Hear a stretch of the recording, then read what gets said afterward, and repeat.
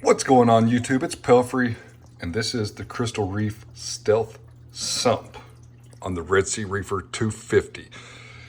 Now we're starting down here because you can see the water level is extremely high. And I was actually sitting on the couch. It's a nice, beautiful day outside. I'm just sitting on the couch, just quiet and peaceful. Got some fish food up here. I'll go ahead and knock it in there. And it occurred to me that we're coming up in April or May, I believe, on 2 years of macroalgae only for nutrient export. So it's coming up on 2 years of no skimmer in this system. And I've actually got the return pumps off. The return pump off, the two Tunze wave makers off. Tank is a little cloudy. Sifted through some sand. If you remember my last video, big bare bottom spot down here, and figured the pumps were now dirty enough that it's not going to move the sand around. So yeah, for me, it's been a wild journey with the reef tank, and I love reef tanks. I love everything about them. I love the ocean and just sitting on the beach and staring out into the water and just wondering what's out there. So, excuse me again. So yeah, I was sitting on the couch and I was like, it's coming up on 2 years, which 2 years have flown by that I've not had a skimmer on the system. And have I been successful? I guess it determines on how you personally label success. I feel like I've done pretty well. My tank has never really handled SPS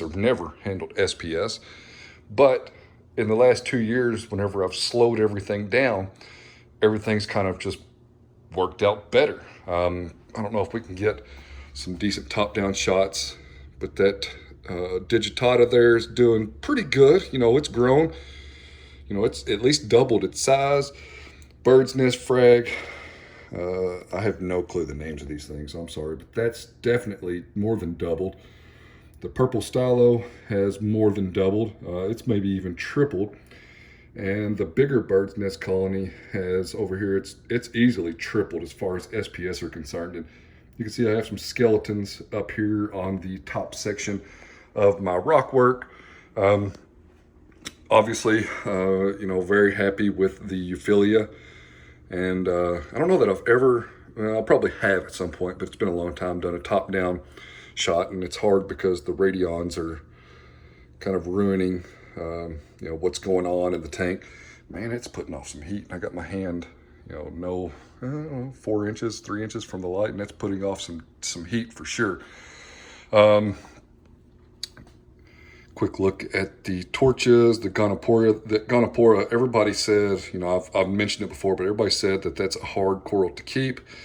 And I've had that frag for years. Matter of fact, it was back here, like back in the very back of the tank where you couldn't even see it. And I moved it up here and it's done well. Loving the acans. This Scolemia has been with me for a very long time. Matter of fact, we'll just recap. This hammer, the Scolemia, and the mushrooms have been with me since I started this, and this tank's been running for over 5 years now, so 7 years, maybe 6, 7 years. Quick look at some zoanthids from the top.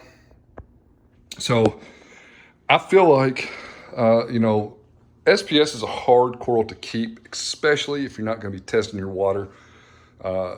Would I label what I've gone through in the last 2 years with no skimmer a success? I think so. You know, you could argue that if you want. As far as, you know, the soft corals, they've all done well in this tank. And, you know, we know that soft corals like a dirtier tank, and come to find out, most corals like a dirtier tank. It's just that SPS like stability. And it's not something that I really give this tank, since I'm just dosing acro power and kalkwasser to the tank. So I've thought about it.